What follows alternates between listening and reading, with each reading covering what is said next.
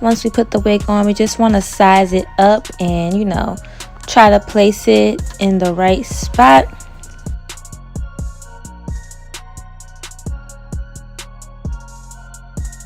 And it looks just fine.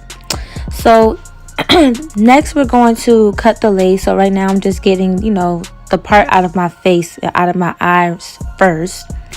Then I'm gonna go and cut really close to the hairline. You don't want to cut your hair off, of course, but you want to get as close as you can.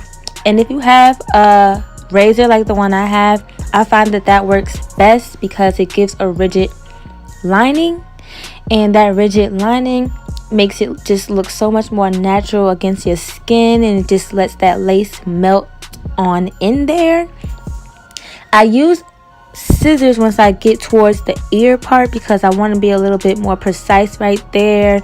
You want to get that sideburns area correct, and you may have to cut around your ear. That's where a lot of people do get messed up with their wigs, and it hurts on top of their ear because you want to cut. Sometimes you just have to completely cut the wig. And also, excuse me y'all, brush back the baby hairs before you cut because you don't want to cut your hair.